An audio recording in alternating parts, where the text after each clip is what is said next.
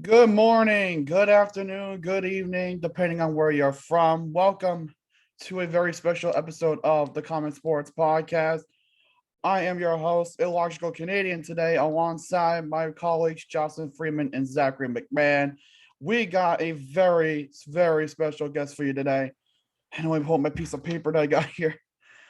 Originally from Cherry Hill, New Jersey, he played during his time in the OHL with the Owen Sound Tigers.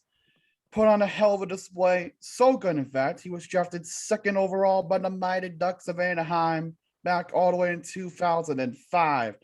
He made his debut with a 23-game stint in 07-08 with a 5-goal, 5-assist, 10-point display. Up to this date, he has played for 3 different teams over the span of 14 seasons: Anaheim, Ottawa, and Detroit, mustering up 569 points in 866 games. He is currently an unrestricted free agent waiting to be signed by a team. I hope he gets signed. And is a recipient of the 2020 Bill Masterton Trophy. Ladies and gentlemen, please welcome Mr. Bobby Ryan. That wasn't it. You said it was going to be good. Well done, man. Thanks for having me, gentlemen. I appreciate it. If you're looking for any place to sign, the Bruins are racked with COVID issue. Might as well get some sort of depth there. Yeah, it seems like every team is running rampant through right now. So because I know Boston had their game postponed tomorrow night against Montreal. We knew that as of early today. Calgary's got it. I know 2 more games just got postponed earlier. I think Tampa Bay against Minnesota got postponed, and I believe Colorado and what was it? Colorado and someone else got postponed too. And I believe it's because of COVID as well. So, First of all, let's start with that, because look at now COVID is starting to run rampant. NHL players are expected to go to the Olympics in February, I believe, right after the All-Star break. So, what do you see playing out here if, in case the NHL does not decide to go? Well, in case they don't go, you're going to see what you saw. I think it was 2018 was when they didn't go to wherever, was it Pyeongchang last time? Pyeongchang, right? So you'll see the same kind of situation. Guys playing in Europe that'll come out and play. Guys that are playing in the American League on one-way contracts, strictly American League contracts, and things like that. Some college players. So you'll still see an okay lineup, but it's not going to be Connor McDavid in the NHL. It's going to be a lot different and much different feel. So the interest will definitely not be the same. But at the end of the day, it sounds like they're going to leave it up to the players, and I think that the players will go right up until they're told they can't go. Right? It's going to be you're going to see some players opt out for sure, but you're going to also see a lot of guys ready and willing to make the flight over there for sure. No, but that's an all fair intent purposes, because you're gonna have to have that 3-week break anyway, because you got things like concerts and Disney on Ice in some cases scheduled for those venues across the league. So they're gonna have to take that break no matter what. Yeah, they will. There will be some scheduling conflicts, but they'll find a way to shorten that break a little bit and get some games that whether it be the games that had to have been made up or the games that not only that are going to be lost here in the future. Right, need be in other venues if they have to, but so I think the break would be shortened by a little bit, but at the same time, there is a scenario where there is another schedule out there that says if the players don't go, here's what we're going to do. So they have a lot of that stuff pre-worked out. Yeah, no, that's fair enough. Any of you guys want to ask him anything? Sort of about your career, Bobby. We already run over that. You won the Bill Masterton Trophy back in 2020 after leaving for 4 months to continue to eventually win your battle with your personal issues and alcoholism. How did it feel coming back into the league and then immediately in your first game scoring that hat trick? How That was freaking awesome. Kachuk right behind the net sauces you that pass on that open net. How does it feel? How did it feel just putting it in and and getting that hat trick on that first game back? It was cool. I guess I've been asked that question so many times, and I don't think I've given a good answer yet. There's just no way. There's no way to describe that feeling. There's no way to describe, I guess, what it meant to me, but what it meant to my family after the 100 days of sobriety that I had going into that time, and all the work that I had put in, not only off the ice on sobriety and working on different things, but on the ice. I was working so hard just by myself with a couple skills coaches, really barely getting to practice with the team. And to get there and do that was, I've tried to describe it. I can't. It's just a feeling that I'll never be able to replicate, but certainly I'm never gonna forget it either. It was one of the best highlights I've had in hockey for sure. No, exactly. It's definitely a feeling to forget. Like I know a friend that's a Senators fan, and he's so like that was probably the best moment of your career right there, was getting that hat trick. And I was cheering for you. And I'm a Leafs fan, and I was cheering for you, who was a Suns player at the time. I was rooting for you, man, because shit like that sucks, and no one should ever have to go through that. But I appreciate you crossing the color barriers and rooting for the black and red for a day.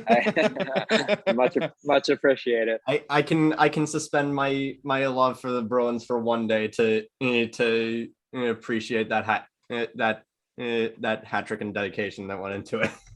It was pretty incredible. Even Vancouver, who was in the middle of a playoff push, or I don't know if they were a playoff push or if they were just, I think they were struggling and trying to get some wins and scraping things together to get back into it. And even their players were like, this is an incredible thing to witness, on the ice with the stick taps and things. And I was like, you can't write that script, right? You just can't. So it was damn cool.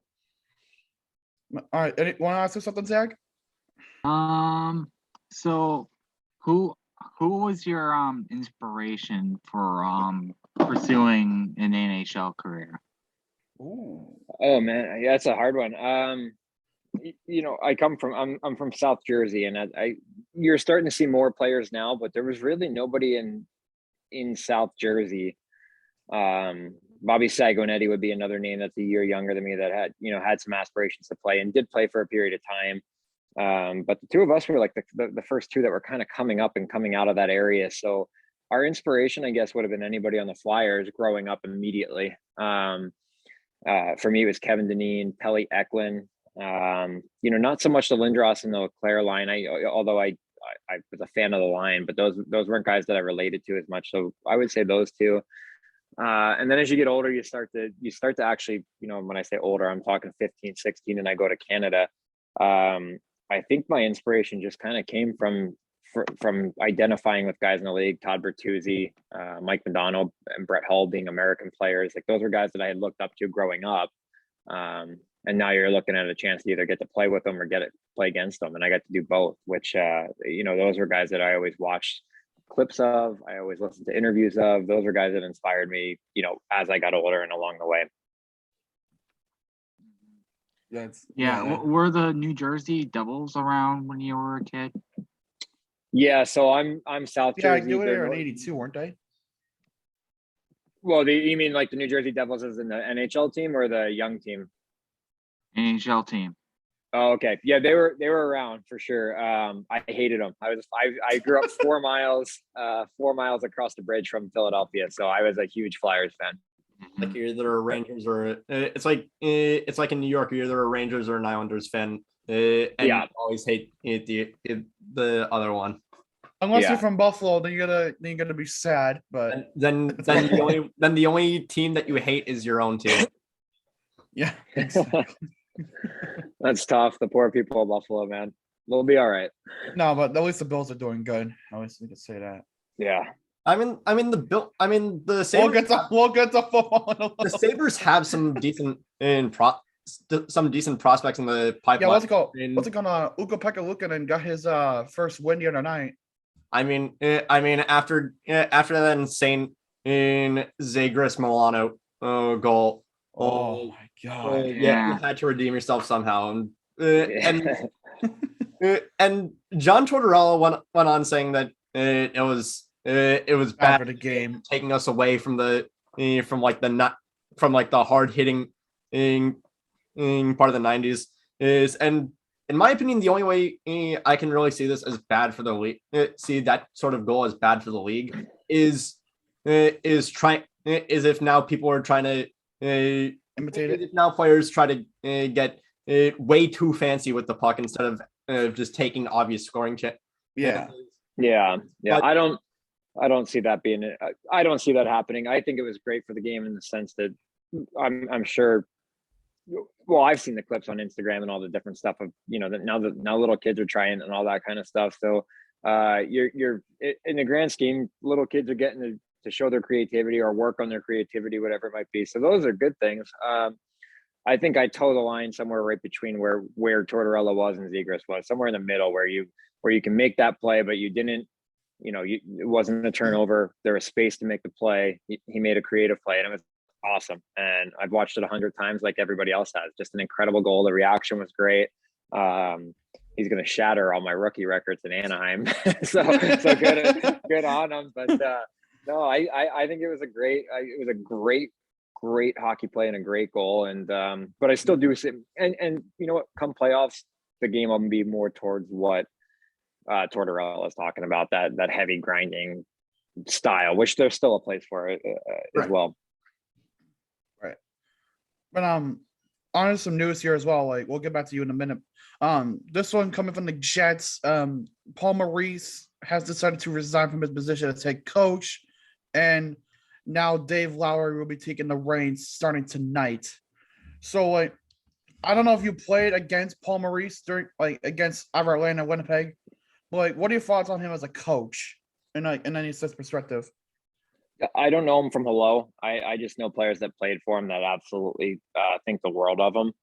I briefly read what he said, and I kind of got the gist of the fact that he thought, he could no longer. I think he used the term push the stone up the mountain, and that's where he's handing it off. And I think it's a great thing when you can step down like he's doing with a resignation and peace of mind that he's done everything he could possibly do, and it's time for those guys to have another voice. There's nothing wrong with that. There's nothing that it shows incredible humility to do it. But that being said, guys that I know that have played for him absolutely love him, think the world of him, would run through a wall for him. But he is right. At a certain point, you've taken a team as far as you can take them, and they need to hear something different, or maybe it's not even it's the same message, it's a different voice. And sometimes that reinvigorates the room. We'll see what happens, but it's nice to see a coach do it on their own terms for once, right? Because so many times coaches bear the brunt of poor hockey. That's all it is sometimes. And I was happy to see him go out on his own. Yeah. It wasn't like Gerard Garwan getting fired after the first game of a road trip. Yeah, that's tough. Yeah. Not many people get to write their own scripts when it's time for them to move on. Right. But let's ask you this real quick. What was your favorite NHL goal of all time? What was your favorite?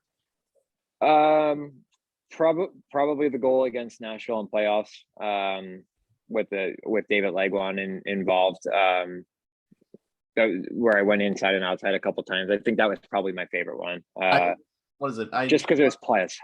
Sorry. Yeah. I just seen that one on just this morning. I was watching some of your highlights, and I saw that one. I was like, that is quite possibly that you walked so McDavid could run against the Islanders. Yeah.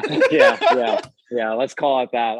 I'm glad. Yeah, I'm glad somebody sees it that way. I don't know if I do, because I'll never be. Yeah, the kind of player he is. He's going to score 50 more of those, and I probably had 2 of those. So that's fair. I like the way you put it, though. But what is it? Also with the what is it? With the retirement of Ben Bishop, I know you got to Ottawa just as the year right after he left for Tampa. I wanted to know if you do you have any if you did end up meeting like as you guys were switching. Do you have any stories about him, if any? I've met him 3 times, if that. Playing against him a lot. Always a guy that you talk to on the ice a little bit as a goalie. Some goalies are really quiet. He is not. But that being said, I don't know him from. I think I've had a beer with him once because we had a friend that were playing, playing still with Ottawa, and he came out and met us and just, had a beer, said hello, kind of talked hockey for a minute, but that was about it. That's all I really, and that was 7-8 years ago. So, I wish I knew more about him. He seems like he's a very popular guy. That's for sure. He's well liked everywhere he's been.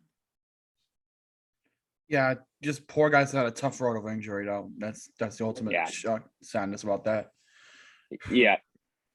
Yeah, Bobby. So, how did you feel like when you faced like the Bruins at all?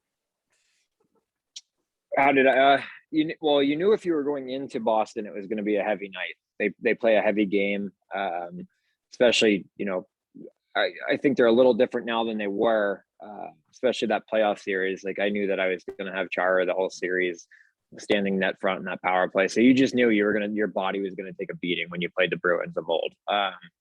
Now they've gotten a little more skilled, a little faster, I guess. So that's changed a bit, but it wasn't even so much the team as going into that building, is the way that building's designed, and the fans, they feel like they're right on top of you. They feel like they're loud and they are loud and aggressive. They're all over you. So I always was, there are certain buildings you go into where it's just, the term would be get up for a game. It's hard to get up. You go into Carolina, it's hard to get up. You go into Florida, it's hard to get up. The fans, this, that. But you go into Boston, it's not hard. The fans are rowdy. They're right on top of you. They're loud. The anthem was always great. And then the Bruins brought their A game generally the first 5 minutes of every game. So you knew you were in for a night. They're a little different on the road because they weren't able to use that enthusiasm. But that being said, like I said, every time you played them, your body was going to take a beating. Mm-hmm. Mm-hmm. All right. No, I like that. And it's all like when you got your first call up. Like let's go back that far. You getting your first call up in 07 away from Anaheim. You're getting your first shot to play in the league. At that point, you're probably like thinking, like, I'm nervous, but I'm ready. Like, take us through that night. Take us through that night. I guess not even my first call up, because that was the year that I made the team out of camp, and oh wow, these guys had just won the cup, right? So I don't know what my expectations were. I don't think I saw myself making a team, but Timo was on the verge of retiring, but he didn't. He came back and played like 6 more years, but he sat out the first half of the year. And I just remember the first 2 games of that season were in London, England, and that was the whole thing. It was like, you don't know I didn't know if I was going to England until the night before, right? Until training camp ends and you don't get a phone call, and you're waiting for a phone call to tell you you're getting sent down or you're not. And that really never came. So I just got a text that said, be at the plane for England. That's how quick that turnaround is. So I'm just going over there thinking, all right, well, I made the team. And I played 2 games in England, and then we came back, and it was the year after the cup. So the Ducks kind of got screwed. We started in Detroit, Columbus, and Pittsburgh on the road against, you go into Detroit. That was my first game in North America. I think I played like 2.5 minutes because I was not ready for the atmosphere and the fans, because with playing in England, you're kind of isolated, right? So I felt ready, and then I realized I probably needed more time in the American League, or any time in the American League. I hadn't been there yet really either. So going back, the next time I got called up was January, and I felt like I was in more of a position to contribute, and I did. But that team being so good, you were just up and down all the time, so there was never real consistency. Yeah, no, and that's a good way to look at it. Like, I was like, oh, wait, how was the experience in London? Because I've been wanting to go for a while. It was all right. I mean, I don't think we saw as much of London as you guys will if you go on a vacation, right? We were hockey rinks and hotels, and that's about it. We had a night out as a team, and I got to enjoy that with the guys and kind of experience, that. But they had the cup. They just won the cup. There was only 3 or 4 of us that didn't win the cup. So we were on our own, and they were doing their shots at Big Ben and the Tower and all that kind of stuff with cup pictures. And I was like, the hell am I doing here? Feel like I'm just in the way. But, just the outsider looking in on us. You just see fizzle out the champagne and shit. Exactly. But no, that was good. We had we got over there and had a couple pints a couple of days before the game and enjoyed that. And then just kind of got ready. It was business after that. So really just getting ready. The jet lag was terrible. I remember sleeping like the night before the game. I slept like 2 hours, and then I slept all day leading up to the game. It was a bit of a pain, but it was a good experience. Sounds like my sleep schedule ahead of finals. Yeah, there you go. Yeah. That's all of us. Yeah, Oh my lord! but Like, what well, is- but here's a question: like, now that you're a free agent, like, Detroit didn't re-sign you. What's next? I'm not sure, man. I haven't really put a timetable on when I decided I would stop skating. I didn't skate right out of the gate. And then I've been back on the ice, 4 or 5 times a week right now. There's the possibility of the Olympics, right? Because if the NHL doesn't go, I think that I would be in the mix for Team USA. So you kind of want to be ready for these things. And then now you got COVID running rampant. Teams Yeah, may plus want the you. quarantine things like what, 3 to 5 weeks in China? It's what it sounds like. I don't know if it'll be that bad, but it's what it sounds like right now. And then you look at the trade deadline, and teams might, because of COVID, want some depth. And here you come in and maybe play a couple games on the stretch and all that. I think I would be more resigned to retire if I didn't have a good camp, but I felt like I had a pretty good camp in Detroit. I felt like I showed I could still play in the league. So, just keep working. Yeah, just keep working until somebody tells me it's time to stop. Was it here with Canada, Russia, Finland, and USA, Germany, and Sweden all unveiling their 25 man rosters for the 2022 World Junior? I want to ask. Oh, no, is it done? Oh, hello. With your Watch your brother. I'll be right there. Sorry, guys. What is it? All With you, how did it feel in 2006 being part of the being on Team America for the 2006 World Juniors all the way back then? It was awesome. I've been really fortunate. I've played with Team USA in both World Juniors and Olympics, and they were both in Vancouver. And I think that there's very few cities in the world that if you're going to want to play in a short form hockey tournament, that you would want it to be in, and Vancouver is one of them. Like, it's just an incredible hockey city. Actually, any city in Canada really would have been okay. But Vancouver was world class, especially for the Olympics. So playing in the two of those, that was my first experience wearing the Team USA jersey at the World Juniors. And we didn't have a good tournament. I think we finished 4th. We were projected gold medal favorites, and for a lot of reasons, things just didn't work. It felt like for our team, but I still wouldn't trade it. It was a great experience. I got to wear the jersey. I got to play against Canada on New Year's Eve in a full building. It was just a phenomenal time to play hockey at that age and that level. Man. All right. What about any locker room stories you may have? Like, what's your favorite locker room story that you remember? Because I'm sure this is to hear. Yeah, I think instead of one inch, I just always love the pranks that would go around. Like George Peros used to sew people's pockets shut with their keys in and their wallet in there. And then, like, a lot of times he would do it the dress pants. So guys got to like thread it and redo it and all that kind of stuff. So just the day. Oh, hi, buddy. Sorry, guys. Just the day-to-day laughs on things like that were always a lot of fun. You're done eating? Okay, I'll be right there to fix it. Sorry. It's okay. I gotta say, you're a parent. Yep. Oh my god. So what would George Peros do with the keys in the pocket? I'm sorry. He would sew your pockets shut. So that was one of my favorites. Oh my god! I've gotten to witness so many ones. No, I was his roommate on the road, so I was never on his list. The other ones were good. Was guys would Eric Carlson or Chris Neal would move your car at the Canadian Tire Center up onto the platform, so you had to get it down slowly, and like it was then you had to look around. It was -30, and you had to walk around the entire Canadian Center looking for your car. That always stuck too. EK got me with that a couple of times. Oh, George Peros, you trickster. Yep. Yeah. George Peros, you trickster. Yeah, he was always up to something. Yeah. Who was one player that you played at the same time is always wanted to play with but never got the opportunity to? Ooh. Oh, that's a good question. Well, I guess I would say Anjay in LA, because we had that rivalry between us and Anaheim, and I always had a ton of respect for him.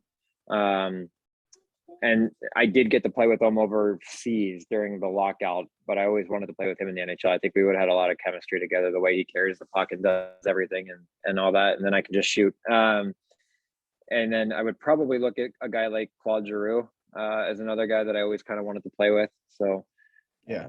Yeah. But if I'm picking one, I'm going with Anjay. Gotcha. Anjay Kopitar. Yeah.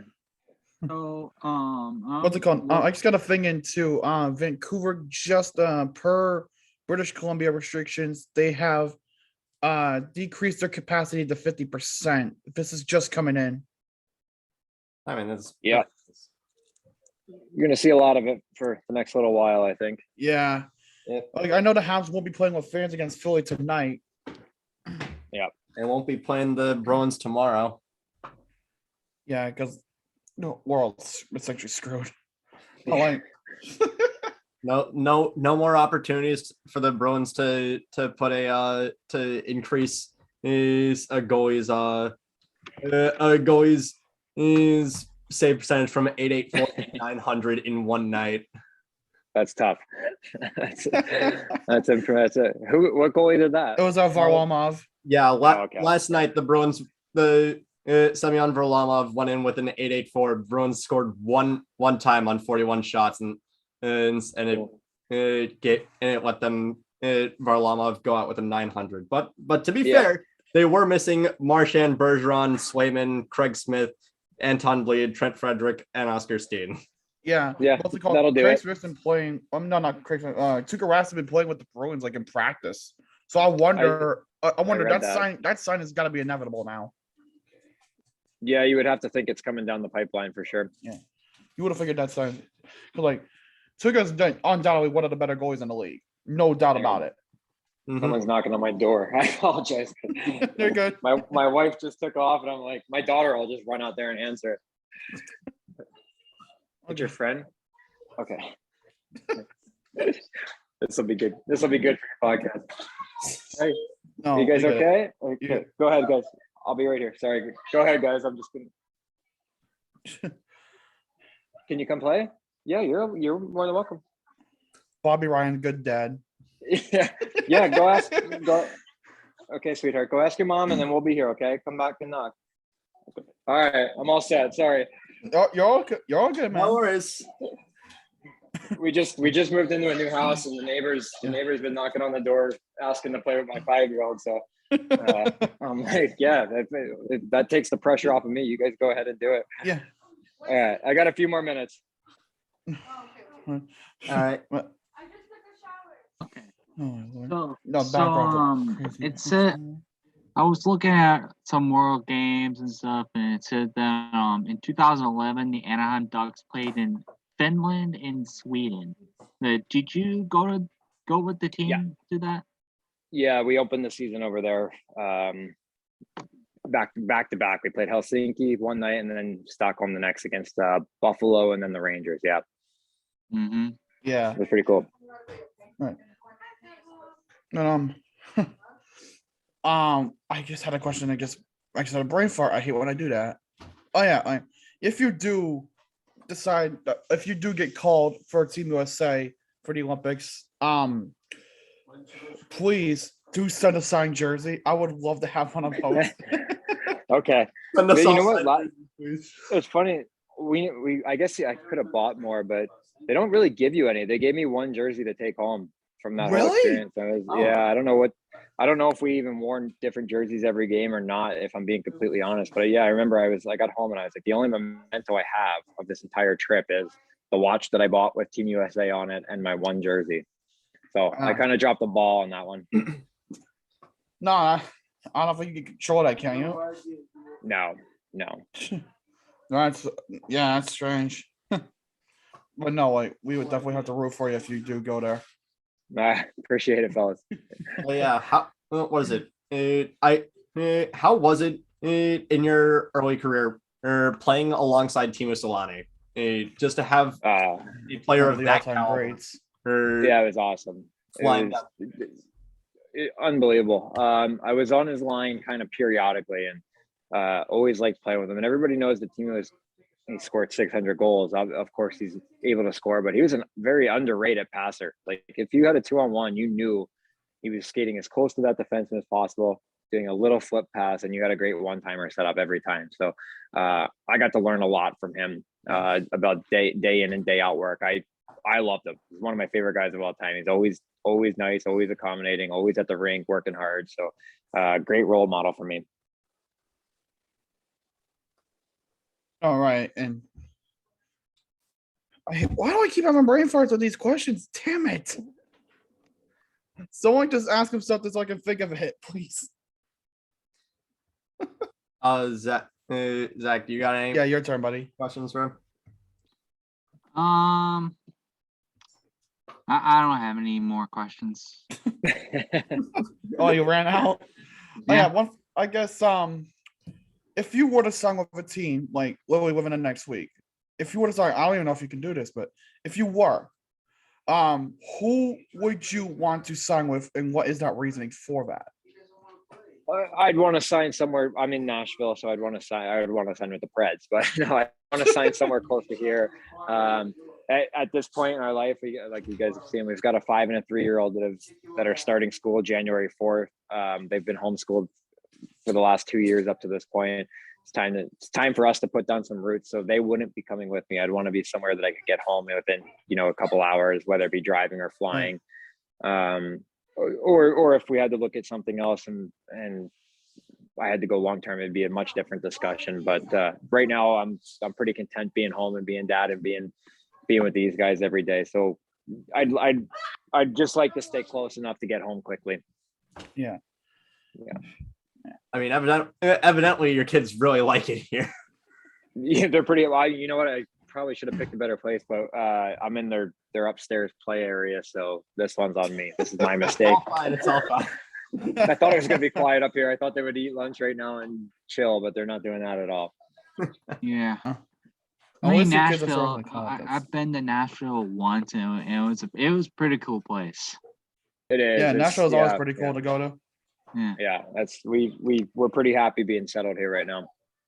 I'm Oh yeah. probably gonna end up in Nashville in like a few weeks, since I'm on a road trip from LA back to Massachusetts.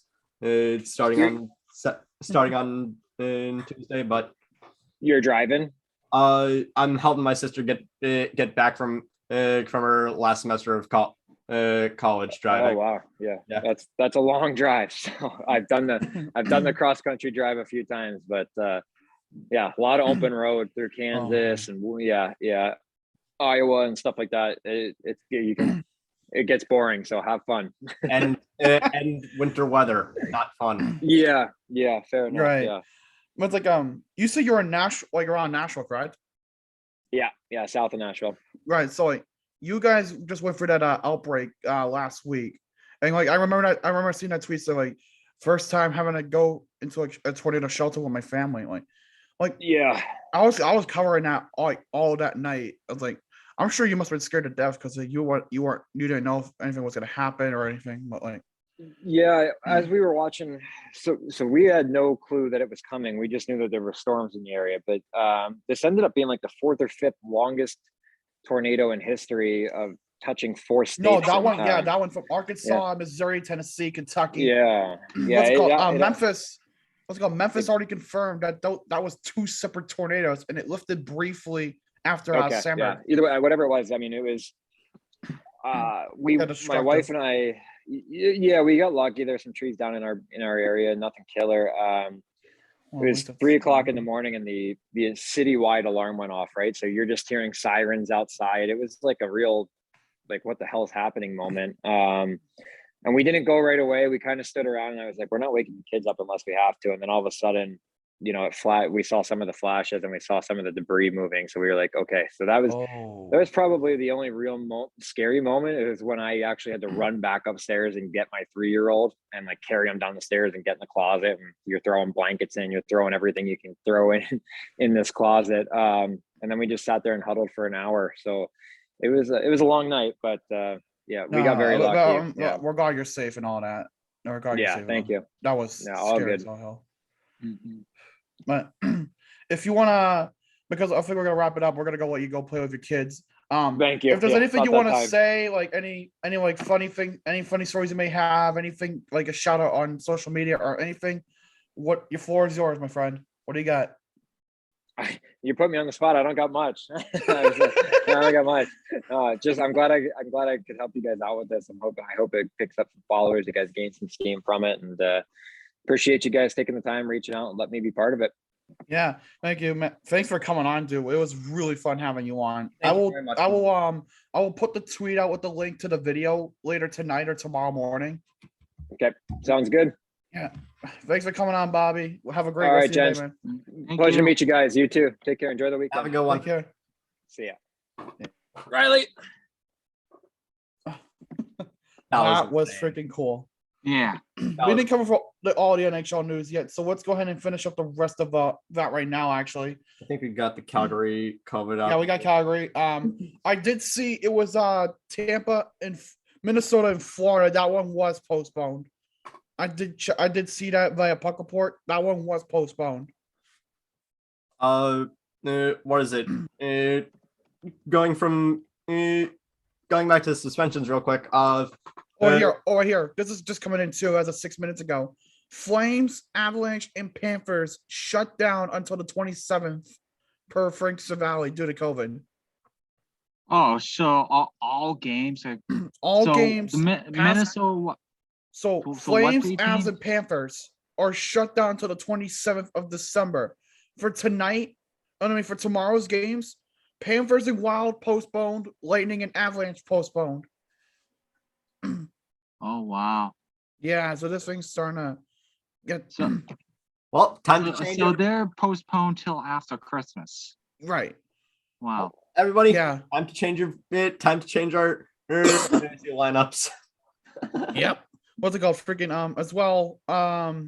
Jason Spezza, we all know what happened. That 6-game suspension for the knee on Neil Pionk's skull. The appeal was filed by the NHLPA, and now he had his suspension cut. The suspension is over. He'll be playing tomorrow night against Vancouver. Well, that's We got I know the Carolina Hurricanes and Wild was postponed on Tuesday. Yeah, that one we saw. Yeah. Like I said, the Olympic rosters for Canada, US, Germany, Finland, Russia, and Sweden were revealed. And no, that's just for the World Junior Championships. right. I will go like, should I go over like some of the more notable players for some of the teams? Because I can do that real quick. For, we can for just what? reveal it. COVID? No, for World Junior Championships. Fine. Okay. All right. So notable players: Connor Bedard, one of the top 2 picks in 2023. Xavier Bourgault, a prospect of Edmonton. Dylan Genfer, the 9th overall pick this past draft. Ken Johnson, Mason McTavish, Cole Perfetti, Logan Stankoven, Kaden Gould, Ryan O'Rourke, Carson Lambos, Shane Wright. Sebastian Costa, Owen Zellweger, and Owen Power. Isn't Shane Wright also in the in World Juniors this year? No, I'm looking at it right now. He's not. What about Michkov? Michkov is for Russia. Michkov is for Russia. Which again, I know he's signed. I was talking about this with you a few nights ago, Tent. Right, and he is signed until 2026, so that will be correct. He signed until 2026. So kind of like with what Nikita Kucherov and Kirill Kaprizov saw with their drafts, with them being like near generational talents, and then just is completely falling in the NHL draft because Putin's got to sign in this country until too old. I wonder if Michkov is gonna suffer the same fate, or if and his draft stock's gonna tumble because we have this prospect that we can't play until 2026, 2027. But or are they going to say this dude is still such a generational talent that we just can't afford to miss out on him? No, you can't, because that is talent right there. But like I said, Russia, like really, it's Mishkov and a couple others. It was Mishkov, Nikita Chibrikov, who was a prospect for the Jets, Yaroslav Askarov, the goaltending prospect for Nashville. What is it? I know for Sweden, in Fabian Lysell is. Yeah, Fabian Lysel's got to be on Sweden. There's no way he's not.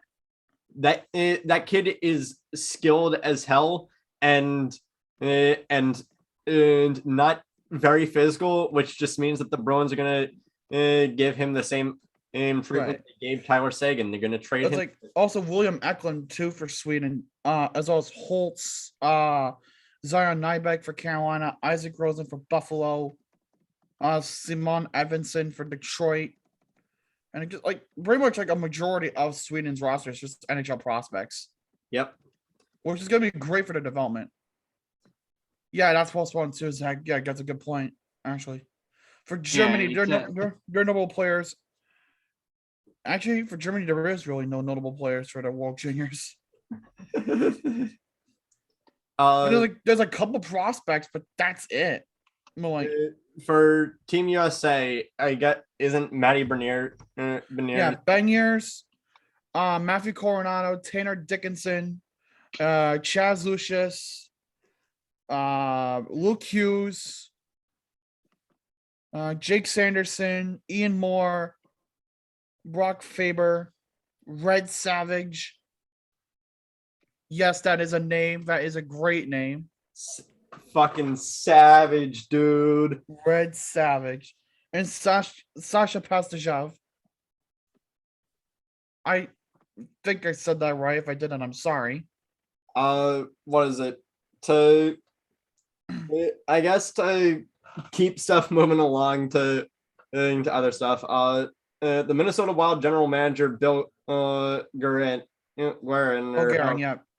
however the hell you pronounce that name. Guerin, it's just Guerin. He's going to manage Team USA in the 2022 Winter Olympics. Yeah, he deserves that, man, because he's not a hell of a. He's actually a pretty good GM. I mean, he did the right thing and bought Parise and Suter out of their contracts. So yeah, at least he did that. He kind of knows. He also brought he brought Joel Eriksson Ek back. He got Kirill Kaprizov back. He managed to give up a play. He managed to get away with not getting Capo Kakinen taken in the expansion draft. But yeah. Also, a hockey team in South Dakota is being forced to apologize after making teachers crawl and fight for $1 bills. Yes, this one. Let me explain this one. So what happened here was like it was a hockey team in South Dakota. I don't know the fucking name of it. They don't deserve it. What's it called? So they held this thing during one of the intermissions, where teachers were invited out to center ice, and basically they dropped these big bags of fucking $1 bills, and basically just told the teachers, "Go fucking crawl around like babies and get it." That's essentially what in the hell that was. That was dumb. Why? No, yeah. Why? Because logic, Jocelyn. Okay, Jocelyn. I think it was. What is it? I think it was. It was definitely for some sort of. Hold on. What is it? What? Damn it! I should have told Bobby Ryan about Benchwarmer Brew. Damn it.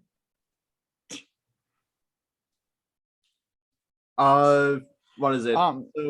So Kyle Beach and the Blackhawks settled. Yep. It's a confidential settlement, so that means like we don't know what the terms of that were. But I'm sure they'll be made like available in due time, but that's just me. But now on to the standings to wrap up the hockey segment. Again, Bobby Ryan, you are a fucking beauty. Thank you for coming on. That was hella cool. Apparently the what is it? The South Dakota team did it as some sort of promotion. Oh, there it is. But yes, thank you so much, Mr. Bobby Ryan, for coming on to today's episode. Yeah. We So appreciate the hell out of you, and yeah, good luck. And good luck with whatever you good do. luck. Yeah. So on the standings, Atlantic, tie right now between Tampa and Toronto. With Tampa getting the tiebreaker because fewer games played. Both of them have 42 points. Third place is the Panthers, 18-7-4 for 40 points. In fourth place, you got the Detroit Red Wings, 14-13-3 for 31 points. The Boston Bruins, 14-10-2 with 30 points. Then you got the Buffalo Sabres, 10-15-4 for 24. The Senators, 9-17-1 for 19. And the Habs, 7-21-3 for 17.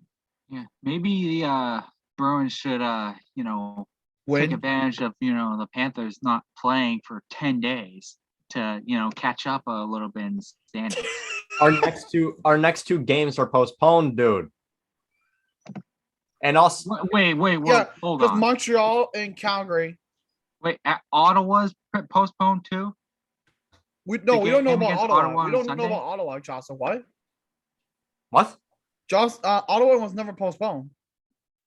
Ottawa, our next, Not that I know of, because I never saw anything on it. the Bruins' next game is against the Canadiens. Right, theirs was postponed, but we don't know about Ottawa.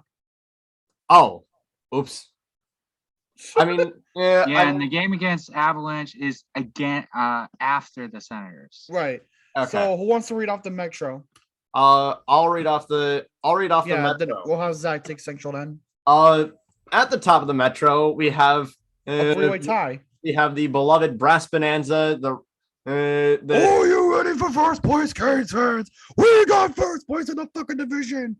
Yes, Benny Kotkaniemi is actually looking like a superstar player. Can I talk? Yes, go ahead. The Hurricanes, the Rangers, and the Capitals are all tied in for first with 41 points. And also, what is it? I was reading this article about people getting salty and trying to delegitimize Alex Ovechkin's attempt to overtake Gretzky's goal record. To which I say, suck it up and deal with it. Suck it up and deal with it. Yeah. Penguins are in effectively fourth place with 35 points. Blue Jackets are in fifth with 29. I also keep forgetting that the Blue Jackets are in the Eastern Conference and not in the Western. They used to be in the Western now, but I think after a few years ago they moved to the East. You see, the thing is, I keep thinking that the Blue Jackets are in the Central and the Preds are in the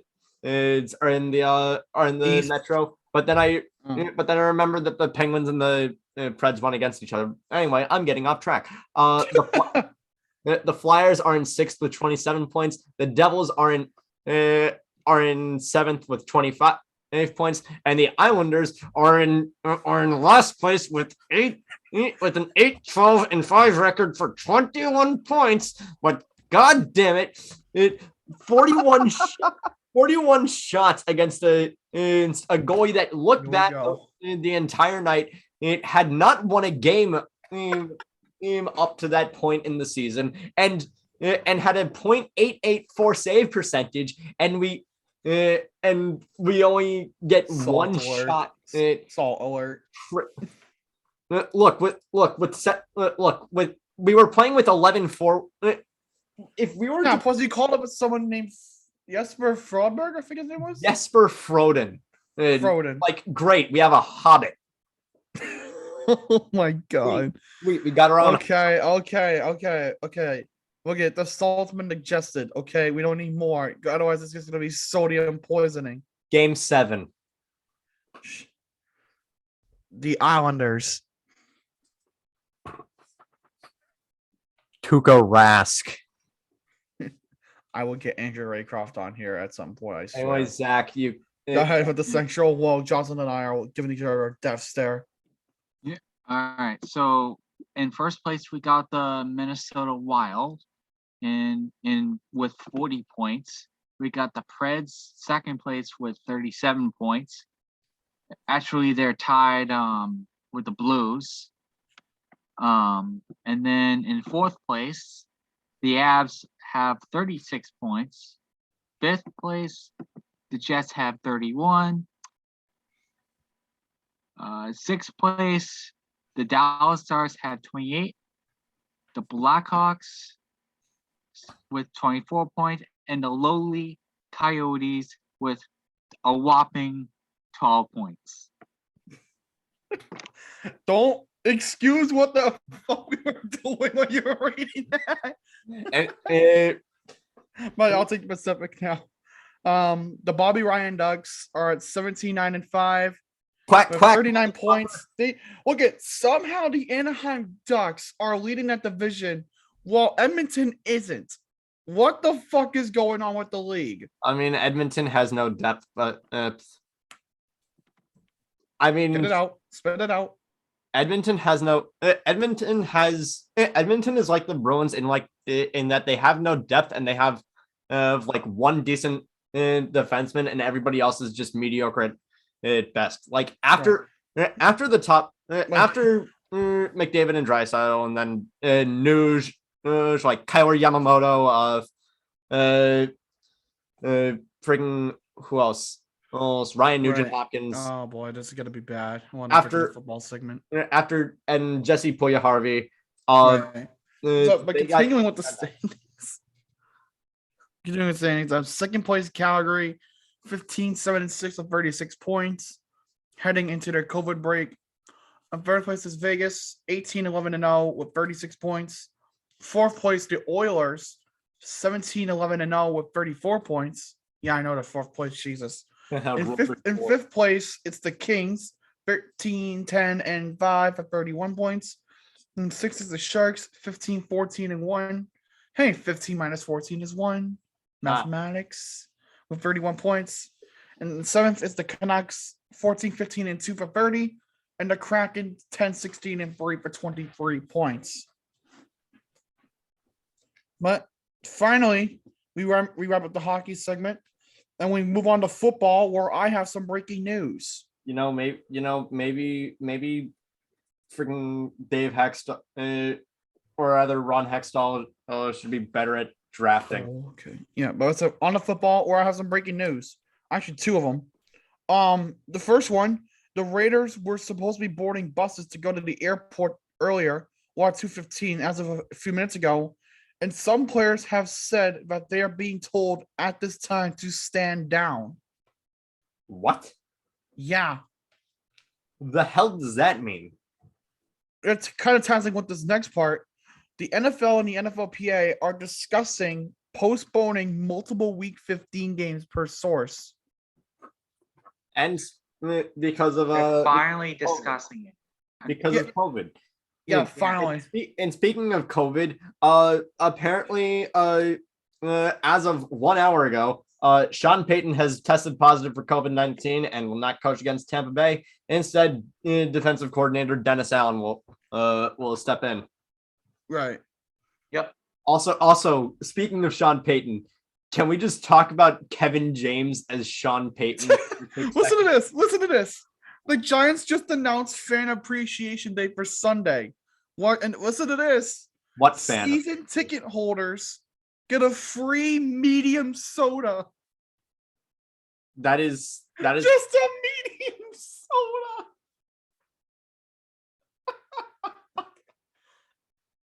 medium. Okay. Medium. Not even a giant soda. Just medium. That's John And Mara. That's kind of similar to what size cup that I got for free at the Providence Bruins game a couple of years ago. At what game, Zach? Providence Bruins. Ah. Wait, you went to a Providence Bruins game and you didn't tell us? it was before I even went to college. Oh, So, okay. Tanner, I have Okay. Tanner. I have a Providence Bruins hat. It's signed by Anton Roman.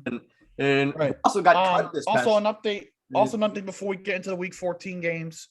The last night's week 15 Thursday night football game, Chargers tight end Donald Parham Jr. He basically, what happened was when he went to catch the ball on 4th down, it was incomplete. His head snapped back and it hit the turf. And then, Fox got to get all those ratings to be like, what do we got going on here? I think that what's even dumber than that? What is it? Parham while he was being carted off, his arms were shaking, and Joe Buck made the dumbest inference I've ever heard.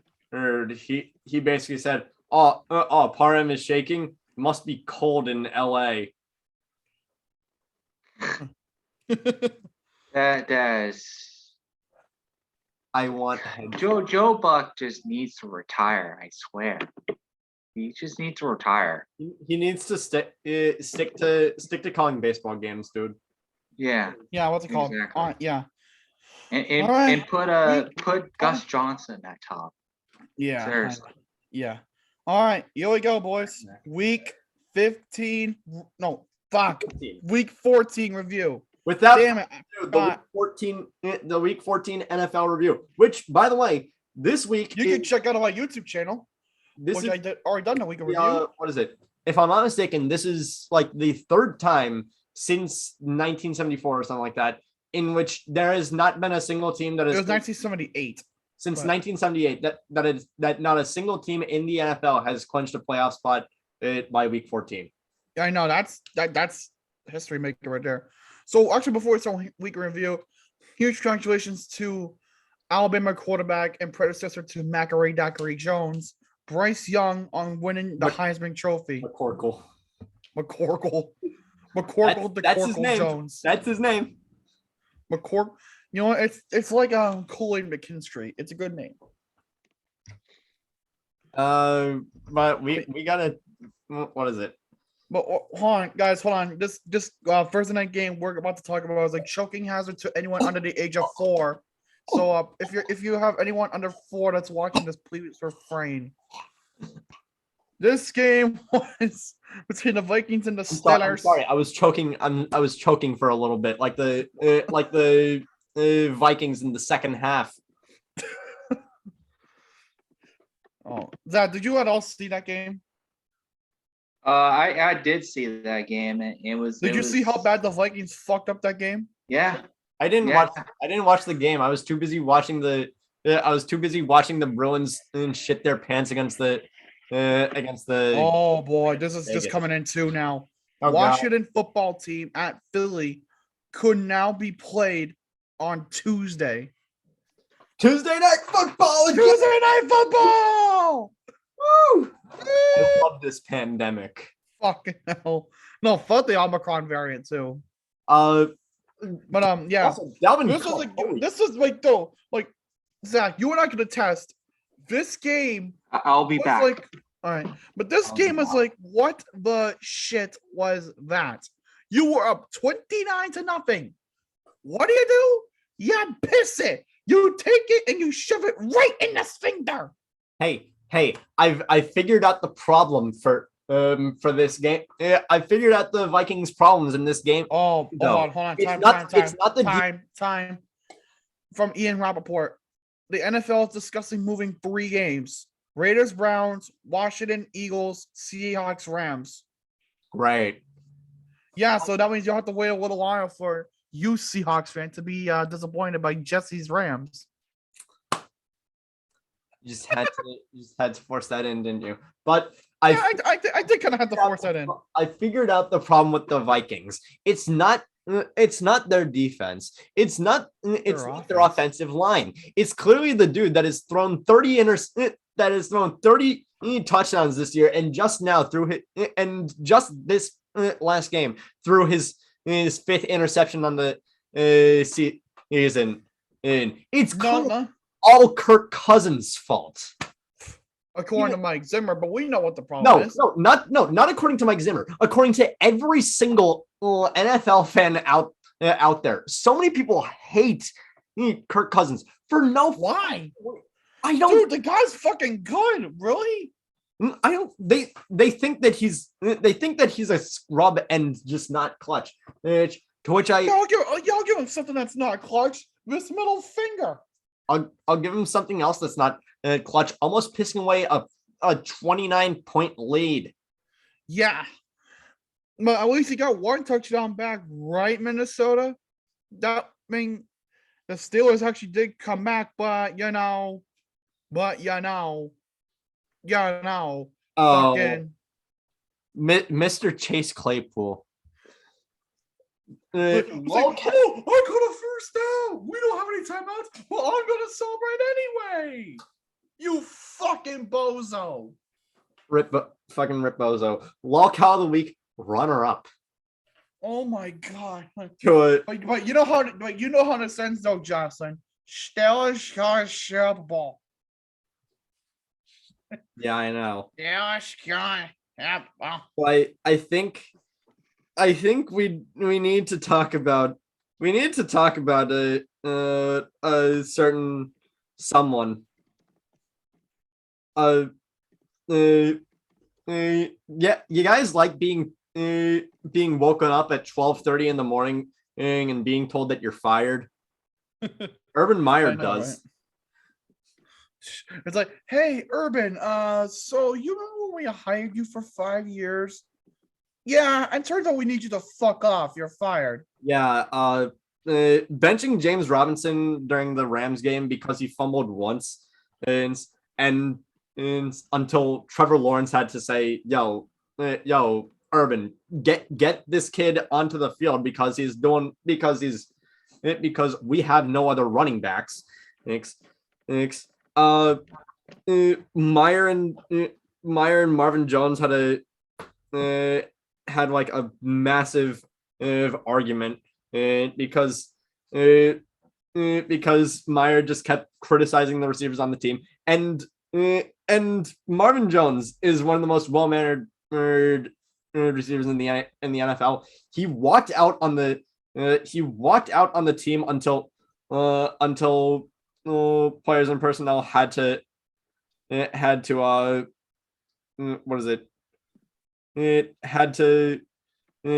like say, hey, we need you back. They also Myers also said that he is a winner and his entire coaching staff is full of losers, and forced them to tell him what they've all done to and defend in their resumes. Josh Lambo has also alleged that Myers kicked him during the. Oh, another update. I'm sorry. I don't want to keep doing this, but I got it. Raiders Browns now set to be played Monday night at 5. You don't need to. You could just. I'm not trying to, but like, is this coming in? You could just say it after I'm done with the thing. But go ahead, continue if you guys want to get that in quick. But yeah, Josh Lambo alleged that Urban Meyer kicked him in the leg during the warm up to. Oh yeah, hey dipshit, make your kicks. I guess Urban Meyer is football's Mike Babcock. Jokes. And then Urban Meyer at the 12th hour, specifically at the 12th hour and 30th at the 0th hour and 30th minute in the day, was told to piss off. Darrell Bevel is going to take over as interim head coach, which means they're going to drive all the way down to the 1 yard line and then throw an interception to seal the game, because that's what Darrell Bevel is known for, because he was the offensive coordinator for that Seahawks team. Pain. Yeah. Suffering. Agony even. They're also discussing Rams and Seahawks also could be set for Tuesday as well. Tuesday doubleheader football. Anyway, let's get into. And would they be national games? I would have to assume.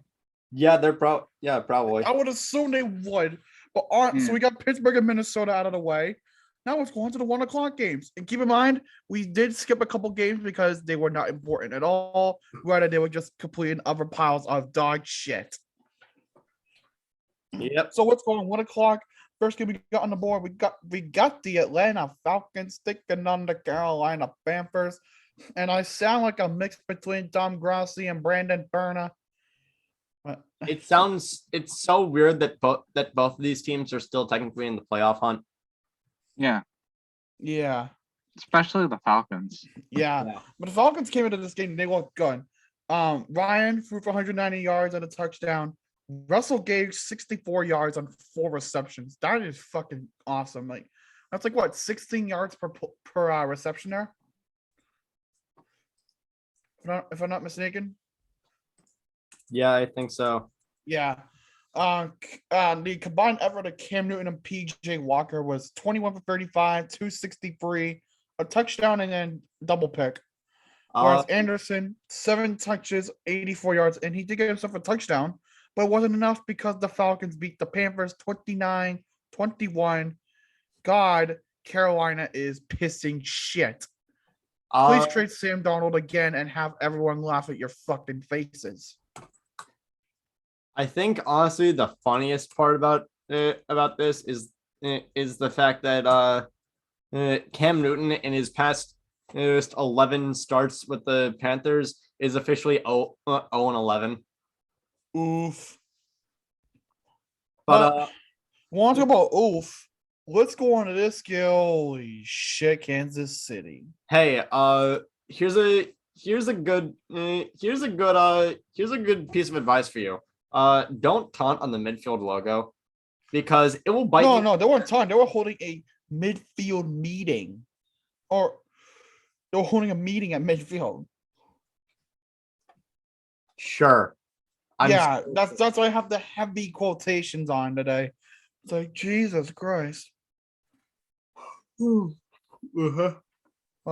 shit. Right. That was the game in hand. Vegas and Kansas City, Jesus Christ, but Kansas City murdered I almost said Oakland. I meant to say Vegas.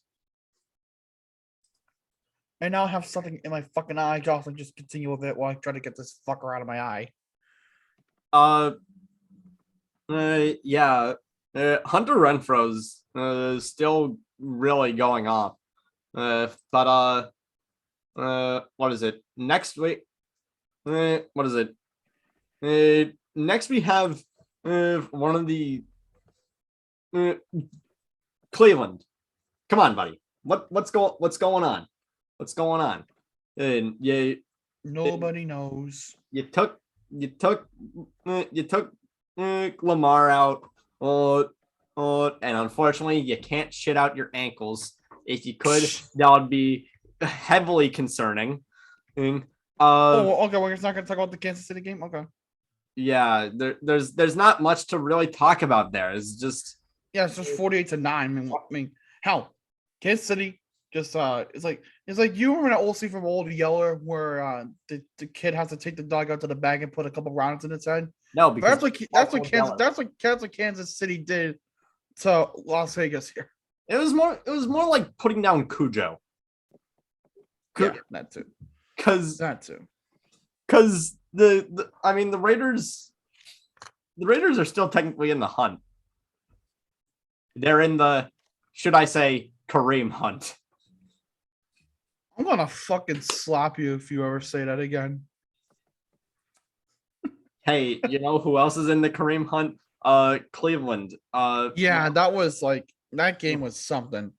How do you put up 24 points and win? How do you put up 24 points in a single half and just refuse to score the rest of the game?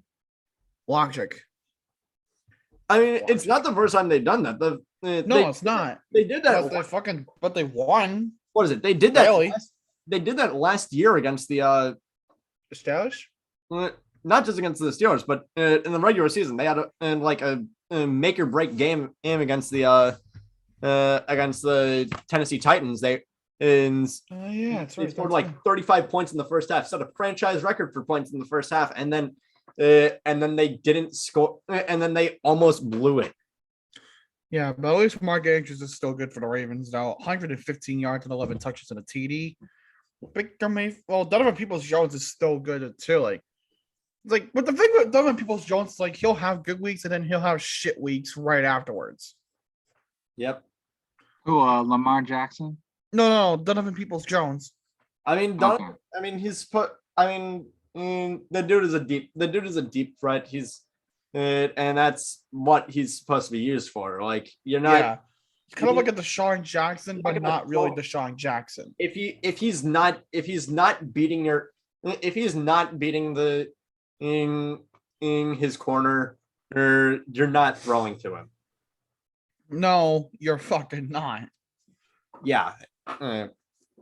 But Oh god, yeah. Speaking of the Browns, they just had another positive test. please don't tell me it was Nick Mullins.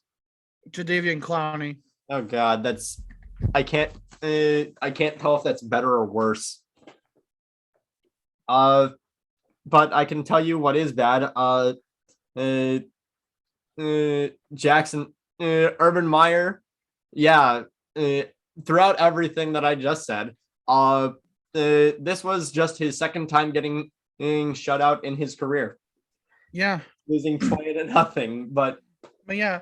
But congratulations, Jacksonville. With this loss, you have secured a ticket to the elimination land. a ticket to hell.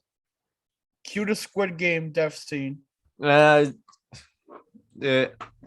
guess I still just cue. Well, also eliminated this week, but not mentioned. The New York Jets, everybody. They still suck, and they will never be good. Yeah. Also, I want to ask, what happened to Dak Prescott? Please, Dak, stop throwing interceptions. Please. I don't know what the hell happened with that. Please. Didn't Dallas also score older points in the first half and then just proceed not to score again? I forget, but I know that I thought they did. I know I'm that looking at that now. Now I'm questioning myself on that. I know that Taylor Heineke scored. He just got injured. And Yeah, no, I'm and then sorry. They just got recently 20. tested No, they got positive for COVID. they got 24 of their points in the first half, and then a field goal in the third. And then Heineke tested positive for COVID earlier today. So Yeah, oops. and the funny thing about Heineke too, he was walking off the field because of in the fourth quarter, he stops, and what's on the field? A pair of fucking scissors. What? Yeah. He picks up from the field a pair of fucking scissors. Hope to God somebody didn't throw them. Knowing the football team, anyone could have done it. But hey, Dallas got so comfy that they decide that they decide, you know what, we're gonna bring in our own heated benches. Never mind it's entirely because Dallas is cocky and they want to show that they own the football team. Pay no mind to the fact that FedEx Field is an infrastructural trash fire with frequent sewage leaks and the heated benches that they had for the away team haven't worked. They literally had to ship them in from Dallas. It's entirely because Dallas has an ego. Now say it with me. How about them Cowboys? Notice how nobody said it with you. Fuck. How about them Cowboys? Also, how about them Bucks? Freaking. I don't know how to gauge the Bills anymore. Like The Bills. No, you know what though? I wish I could say this about the Bills. They made Tom Brady choke a lead. Not necessarily. It's funny. Brady They still choking a lead. I mean, yeah, Tampa Bay won, but they still choked the lead. Brady went from it's funny that Brady has not lost to the Bills since 2014. He goes to a completely different conference, not even a different division, a different conference, and says yeah, and just goes hog wild on the fucking Bills. Also, Leonard Fournette did amazing. I love that man. Oh yeah. San Fran and Cincinnati. Holy, did anyone expect this to be a barn burner? No, like, but Did still, that was a anybody- good game though. It was a good game though. Like, can we at least say that it was? Did It anyone was a decent expect George Kittle to turn into Mr. Fantastic and stretch out his entire body to catch? Yeah, I'm surprised he didn't get a cramp after that. Holy shit! Yeah, and Who could fucking catch? Well, because that was a good game all around between two teams that are on the playoff line. That was a hell of a game. I really hope the Bengals make it in this year. But they'll lose in the wild card because Bengals. Please no, please. But let's talk about this game. For very special reasoning, Broncos Lions. But first, I will induce a moment of silence on behalf of the group to remember the late Demaryius Thomas.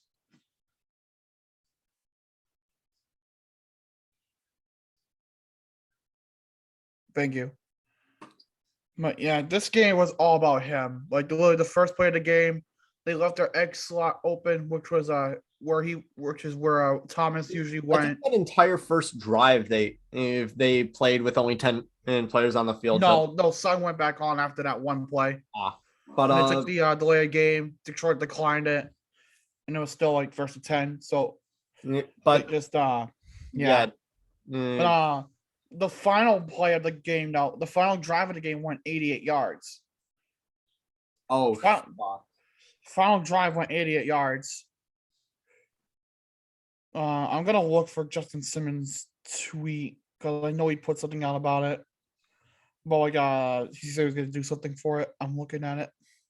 Everybody forgot that Melvin Gordon is actually good. Melvin Gordon is good. 111 yards, dude. That guy can fucking ball out. True. He can ball the fuck out. I'm looking for it, but I can't find it. It said he was gonna donate a certain amount to help out with his with the family of Demaryius Thomas. I'm not sure. I'm trying to fucking look for it. Just continue on with Detroit for me while I look for it. What is it? Detroit. Oh, right here, I got it. I mean, so it's right here. For every tackle that the Broncos made, he would donate $88 for a BC for the Boys and Girls Club of Metro Denver. So the total amount of tackles that game was 56, but they rounded it to 60, which made it a total of $5,280. a mile. Yeah. And then if that wasn't good enough, defensive tackle Shelby Harris said that he was going to match that. I love Shelby Harris. Shelby Harris not only is just one of the most underrated defensive tackles in the league, but he's such a good guy. Yeah, he is. But yeah, with this loss that Detroit took, we got another ticket of elimination land to hand out. It's to you, Detroit. Here's your ticket to hell. But what is it? Let's go to a very, very special matchup. Ever since the 2004 draft, where the San Diego Chargers took Eli Manning first overall, and he was so pissed that he immediately demanded a trade to the Giants. and for Phillip Rivers. Can you stop? I was trying to do it as a background thing when you were talking. I know the Giants have not beaten the Chargers since that year. Well, you can tack on another year to that. As Mr. Giraffe Man himself, he didn't really do what he needed to. I am still hoping that he eventually gets benched for Jake Fromm, please. Yeah, Jake from State Farm. Yeah, Jake from State Farm. Jake from State Farm. Maybe Khakis. Daniel Jones is probably gonna come back at some point. No, because he's dealing with a spinal thing. I think Are they saying he is out for the season? we don't know what's going on with Daniel Jones at this point. I mean, we don't know what's going on with half the players nowadays, but Yeah, right here. This is confirmed from Shefty. Seahawks, Rams, and football Eagles is now expected to be rescheduled for Tuesday. Anyway, Justin Herbert did pretty good last week. Oh yeah, he did. Justin Herbert's a great QB, but wasn't this game that he did that fucking amazing fucking air bomb to Jared Guyan? Yeah. Holy shit, what is that it? was beautiful. Also, going to Sunday Night Football, it's incredibly weird how before this season 45-30 had never shown up in the had never shown up in the box score, and now it's happened twice. Scoregami.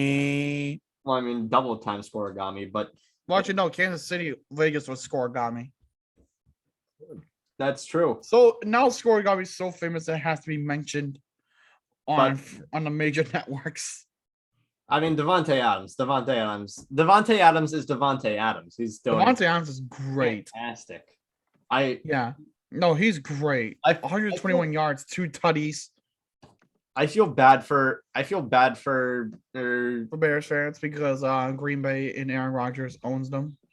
no, I was gonna say I feel bad for like really underrating Devontae Adams, but in my defense, I think this. I mean, he's had bad seasons, but like he's like he's struggled. Devontae Adams. Not overall, Devontae but Adams like has not had a bad season, but no. What's it called? Not bad seasons. Sorry, bad games. He's definitely had some bad games, but like you could tell he's been consistently good, and that's why people love Devontae Adams. I mean, in my defense, I just hate the Packers. That's why I'm always skeptical about Devontae Adams. It's like, I want to like you, but fuck the Packers. Yeah. Anyway, going on to Monday Night Football. Yeah, this game was a shootout between Rams and Cardinals. That was a shootout game. Matt Stafford's passing attempts versus completions was the exact same as the score. That's funny. Also, Cooper Kupp. I know. That's why I put bruh. Stop your field wide terrorism, Cooper Kupp. Please, we can't. Not all of us want to watch Two Girls, One Cooper Kupp. What the fuck did you just say? Not all of us want to watch Two Girls, One Cooper Kupp.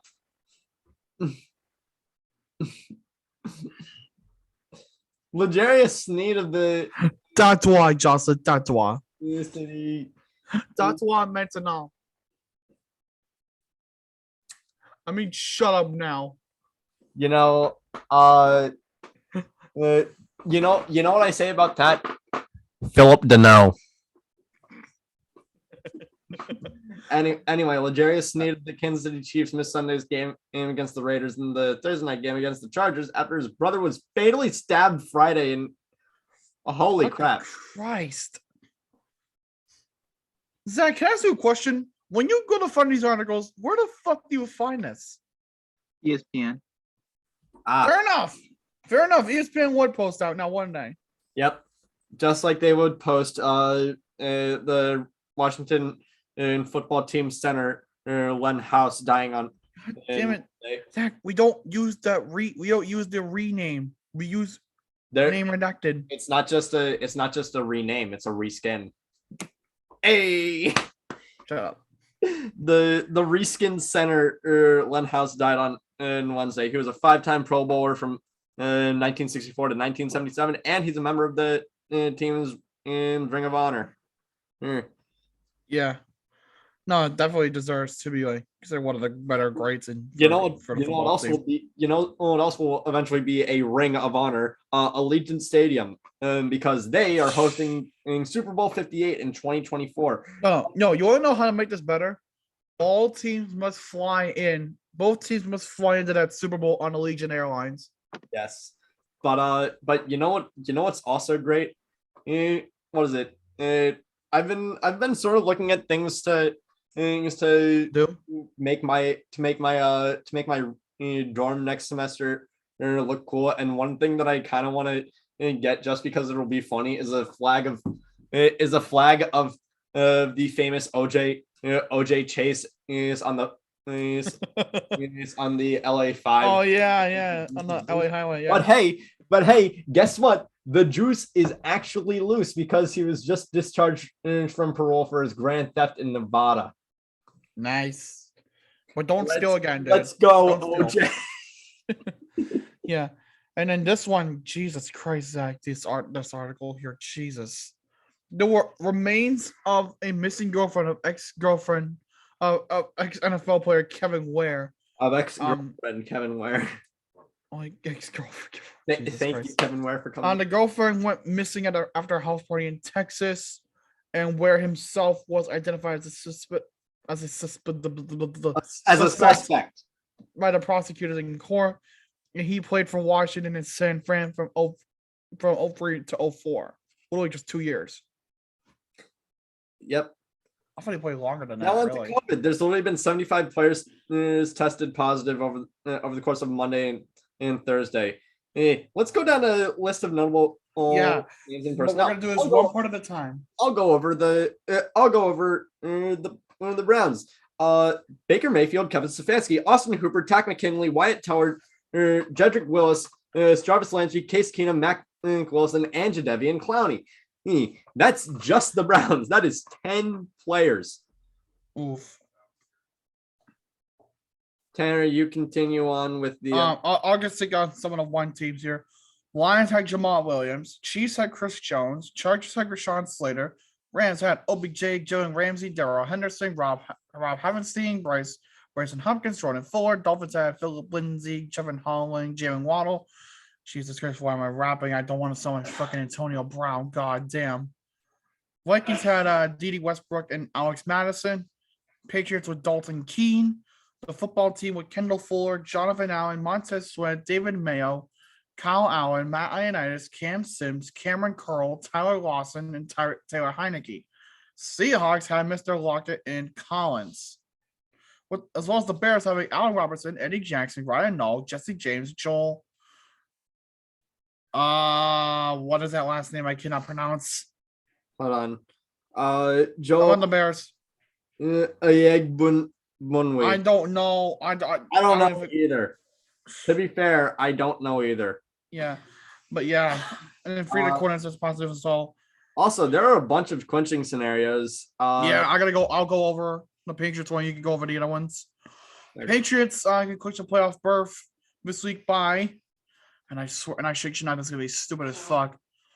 Win. Miami lost to tie. Cleveland lost. Baltimore lost. Cincinnati lost. And Kansas City lost, which didn't happen. B. Patriots win. Miami lost to tie. Cleveland lost. Baltimore lost. Denver lost. Chargers lost. New England, Minnesota. Miami lost to tie. Cleveland lost. Pittsburgh lost to tie. Denver lost to tie. Chargers lost. New England, Miami lost to tie. Cleveland lost. Baltimore lost. Pittsburgh lost to tie. Cincinnati lost. New England, Miami lost to tie. Cleveland lost. Baltimore lost. Cincinnati lost. Chargers lost. New England, Miami lost to tie. Baltimore lost. Charger lost. Vegas lost. Cincinnati, Denver tie. And there are several other scenarios like that, but those were the 6 that featured. Now, lightning round. Tennessee Titans can clinch into the AFC South title by just winning and Indianapolis losing, and that's really all the clinching scenarios for the AFC. NFC. Arizona Cardinals can clinch by winning or tying, or New Orleans is losing or losing or tying, or and Minnesota losing and tying, or New Orleans losing or tying, and Philly and Washington and tying. New Orleans losing and tying, Philly losing, and Atlanta losing and tying, in Green Bay winning or tying. New Orleans losing or tying, in San Fran tying, and the Rams losing. Or Minnesota losing or tying, and Philly and Washington in tying. Minnesota losing or tying, and San Fran losing. San Fran losing and Philly and Washington tying. Or also San Fran tying, in LA losing and Philly and Washington and tying. Yeah, that was the one where it was the NFC was brain dead. 9 scenarios like between multiple teams and feature a fucking Philly football team tie. Going down all of this. I'll take Cowboys. I'll take Cowboys. You can breathe. Going down all of this, I feel like maybe we should stop just regurgitating every single ESPN article that we see. No, that wasn't ESPN. That was NFL. I know, but going down. But no, I'm gonna try to do like the more simple scenarios next time. Yeah. For Dallas, they can clinch the NFC East by a win and another fucking football team Philly tie. And as well as Dallas win, football team loss. They gotta stop putting the ties in there. They're implying that tying in this game is easy. Exactly. That's the NFL for you, okay? And then if those two happens, Dallas would also get the strength of victory tiebreaker over Philly, and they can clinch a playoff berth by a win in New Orleans loss or tie, a win in San Francisco loss, Dallas tie, Minnesota loss or tie, New Orleans loss or tie, and Atlanta loss or tie.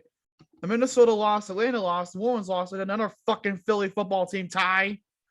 And then Minnesota lost, Atlanta lost, New Orleans lost, which would also give Dallas a strength of victory tiebreaker over Philly. Now Green Bay can clinch the NFC North by winning or tying, or Minnesota losing or tying. They can clinch a playoff berth by New Orleans losing or tying, and San Fran losing. New Orleans losing and tying, and Philly and Washington tying. New Orleans losing or tying, in LA losing, and San Fran tying. San Fran losing and Philly and Washington tying. In LA, and finally LA losing, and San Fran tying, and Philly and Washington tying. Well, seriously, what the fuck is with those two having a tie? Maybe. I mean, those two teams are both. Like, my question is, does the NFL have a fetish with those two teams having a tie? They're both in playoff contention. That's but come on, like, you don't need to have them tie. Come on. I mean, I guess you do, but at the same time, just it's so unlikely that just write it out. It's so stupid. They what they need to do is just do right it. Here, from Shaft. It's the one good thing that the NCAA does is they have multiple overtime periods. Yeah, Shefty said that Seahawks Rams switched to Tuesday at 7. Okay. Sorry, what? Rams Seahawks Tuesday 7:00. Okay, I won't be able to watch it. I'll be on a plane. And then we're still waiting on the Philly football team one. Rams can clinch a playoff berth. Well, actually, can't you just watch it? Like, don't you have a VPN? I'm on a plane, dude. Again, you can use a VPN on a plane. I don't have a VPN. Dude, it's like super cheap. Get a VPN. No. You can connect to anywhere in the world. And you can watch football. Tanner, you can't. I've been on a plane. You can't just use. Surfshark? You'd have to pay extra to use the internet, anyways. You can't make Tanner. But what may I ask? What airline you flying? American Airline. Okay. Oh, you poor bastard. I mean, it could be worse. I could be flying Spirit. Fuck Spirit. Or Delta. Oh God, yeah. Anyway, the Rams can clinch a playoff berth by. Oh, you want me to do this one? You can take Tampa Bay. Sure, or Zach can take Tampa. Yeah, you can take Tampa, Zach, because it's easy. Because I've been running out of breath. Yeah. So Rams can clinch a playoff berth by a win, New Orleans loss or tie, Minnesota loss or tie. A Rams win, a New Orleans lost to tie, and a fucking Philly Washington tie. Seriously, stop jerking off to that. Maybe next. And we're about to maybe do that next again time- because Rams win, Minnesota lost to tie, and again that fucking disgrace tie scenario. And then a Rams tie, Minnesota lost, New Orleans lost, and Atlanta lost to tie. Maybe next time we should just do like the most likely thing to. Yeah, that's what we're gonna do from here on. Because this is just. That's this is stupid. And gross. there's 2 more votes for Tampa Bay. This is Zach, gross. go ahead and take them. Yeah. All right. So for Tampa Bay, they can clinch NFC South by winning or tying. Simple as that. Can clinch playoff berth by Minnesota loss or tie, and San Francisco loss, and I'll stop it at that. Okay, good. Now time for injuries. Everybody's favorite part. The Jets put Elijah Moore on IR for a quad injury, and the Titans activated Julio Jones and Dane Krushank off Which is like IR. a really cool sounding name. Cruzshank. Shawshank. Shawshank Redemption. Yeah, he's the guy a couple of years ago who caught the touchdown pass from Kevin Byard on a fake punt. So Oh yeah, shit. We Lamar. talked about the Lamar Jackson thing. Yeah, Lamar left the game against the Browns in the second quarter with a sprained ankle. Right. And then what's it called? Terry McLaurin got a concussion from the football team Cowboys game too. DeAndre Hopkins is expected to miss the rest of the season after spraining his knee against. It's they said now it's an MCL surgery he's gonna undergo. Oh, okay. That's that's even worse. Hawkinson will be Zach, out for the season after having thumb surgery. And Chargers Parham. already ran over Parham. Yeah. So they did say he just suffered a concussion. Like if you saw the part when he was on the stretcher and his arms were shaking, that was just him going into shock. Like that wasn't anything serious. That was just going into shock. You know what's even more shocking? And then fucking Joe Buck has to say, "Oh, it's cold down at ground level for LA standards." You know what's even more shocking than that? What? Patrick Mahomes' brother being a dumbass again. Yeah, this I saw. So the scenario, the thing here was Mahomes and Jackson and a few of his friends were going out to eat. When the small business couldn't accommodate his large group in a small bar, he proceeded to go on social media and flame the business for being shit. To which, and I have this on my phone, this was an instance of Mahomes being put in his grave. And I have the email here that I will read for you. Listen, here we go. Dear Jackson Mahomes, we are sorry that we set boundaries, but you try to ignore. Oftentimes, people with unearned status and a sense of entitlement think they are above the rules and will lash out at the employee enforcing them. We are sorry we could not seat you. We could not seat your very large group. As you probably saw, our bar is very small. We are sorry that you have the reach that you do, or at least you think you do, and that instead of using it for something positive, you decide to use it to try and crush a small business. And here's the best line. We survived the global pandemic. We'll survive your ego. We are sorry you didn't reach out to We are sorry you didn't reach out to us first before taking to social media. But then again, that is an expectation we would have from a mature and rational person, not someone who pours water on fans and dances on the memorials of tragically lost people for TikTok clout. Holy shit! We have not been fortunate enough to be born into a much more talented and much more famous family, but we would like to think if we did have that much luck, we would use our influence in much more reasonable ways. We hope our apology finds you well.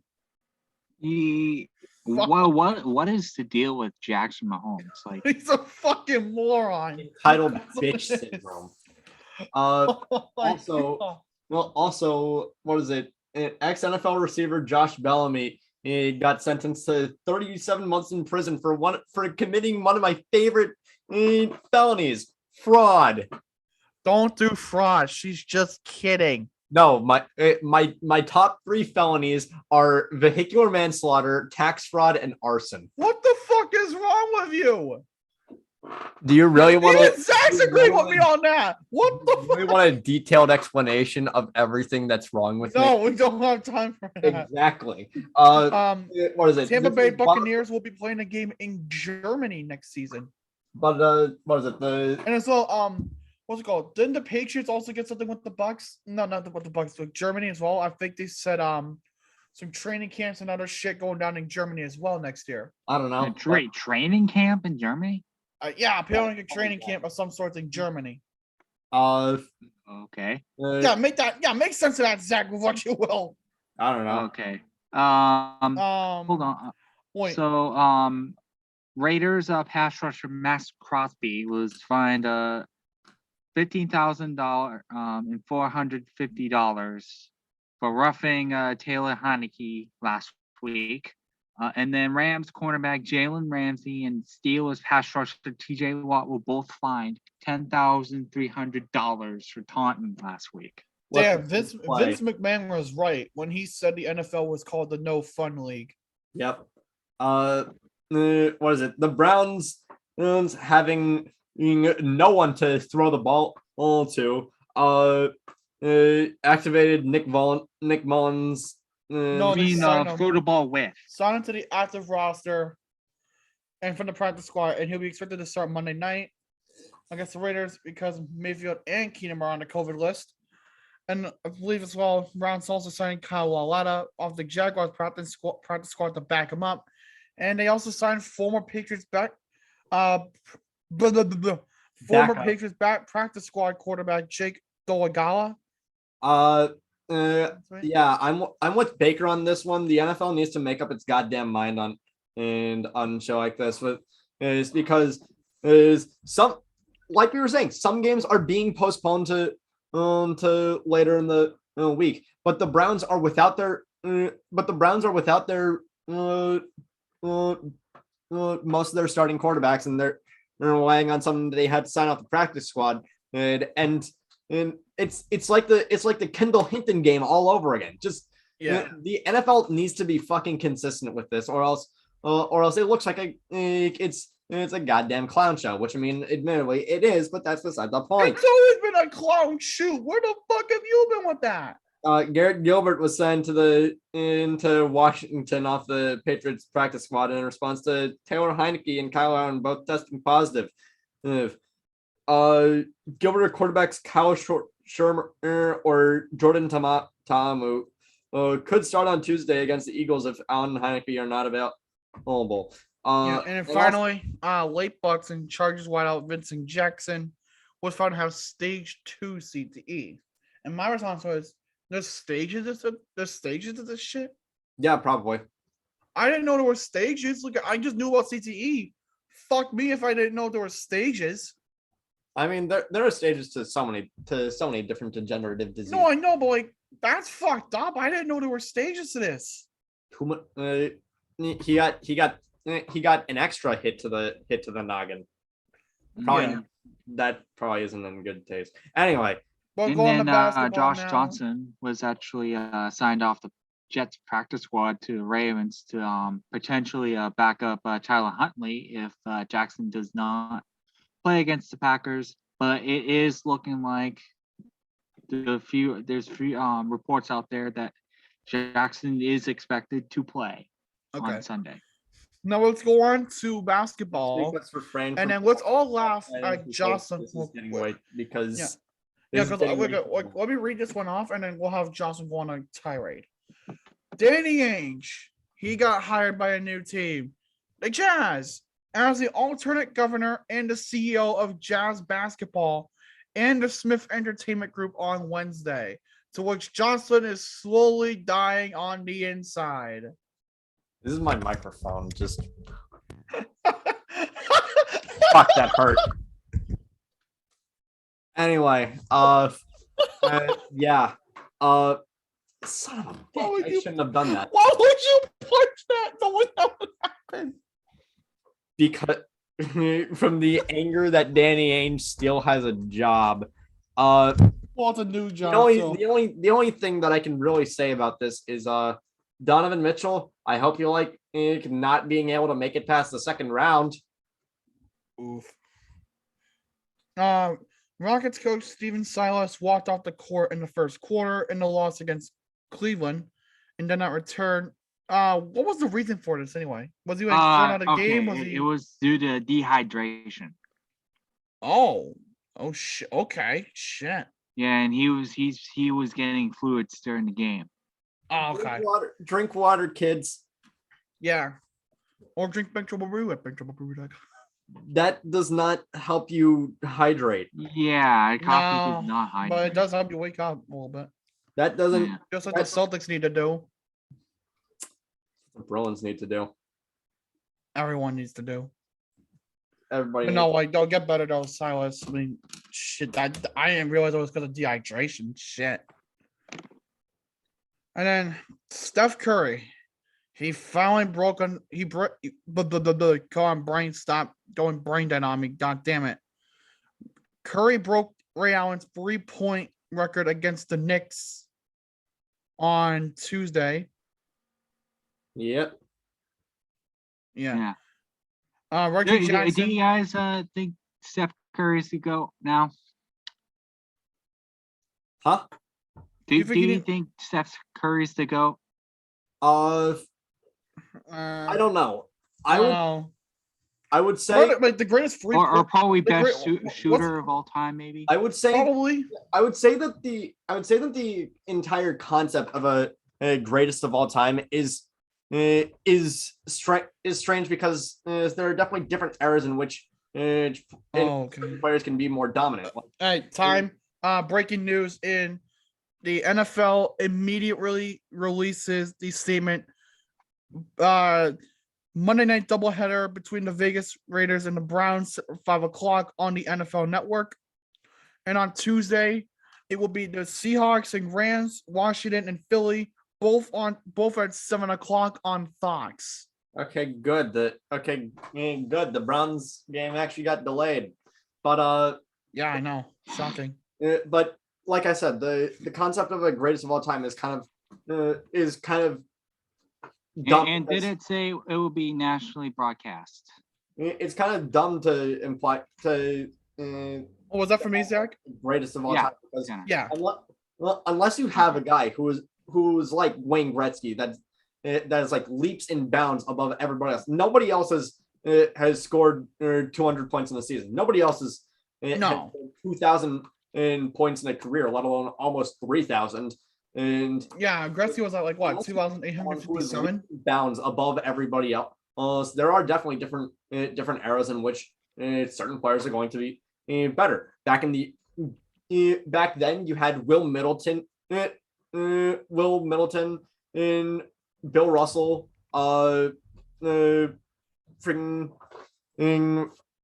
Larry Bird. You had the Jordan era. You had Scottie Pippen. You had Reggie Miller. You had Dirk Nowitzki. You had the Kobe era. But of this current era in the MLB, I'm willing to wager that Steph Curry is the better than NBA. LeBron James. You said MLB. It's the NBA. NBA. I'm sorry.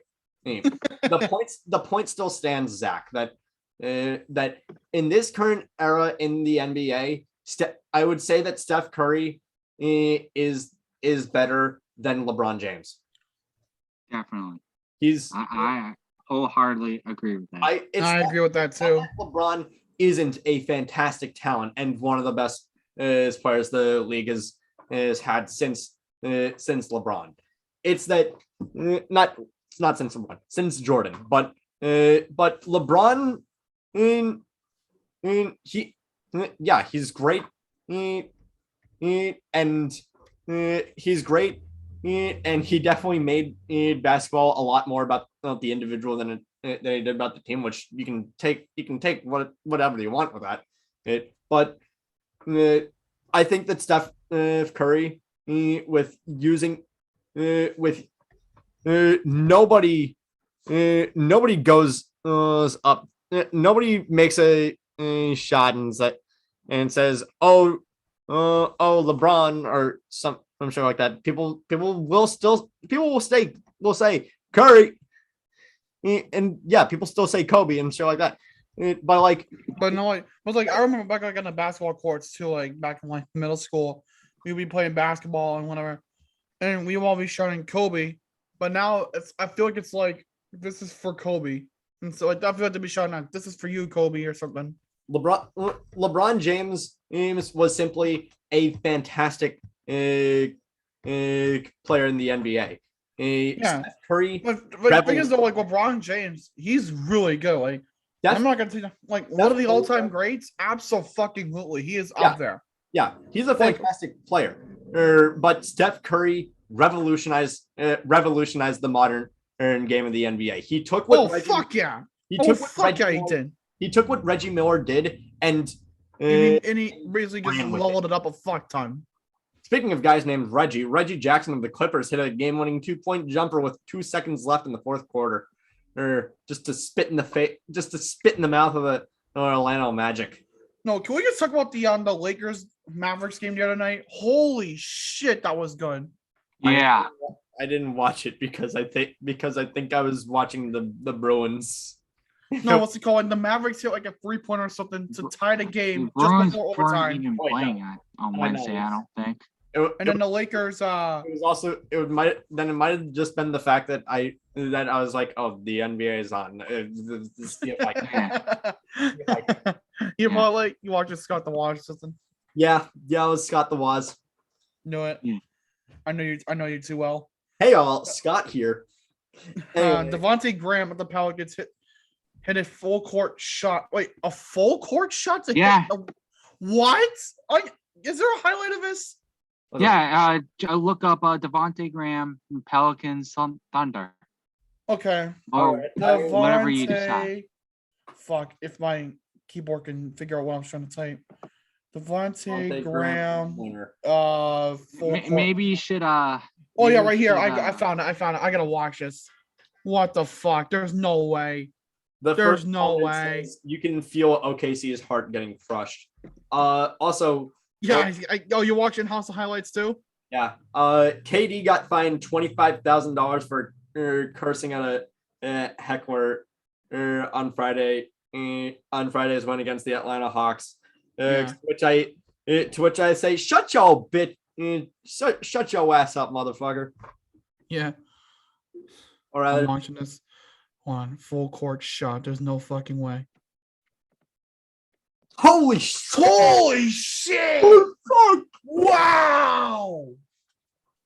That is insane. Wow! Holy shit! That is insane. That is oh Jesus Christ!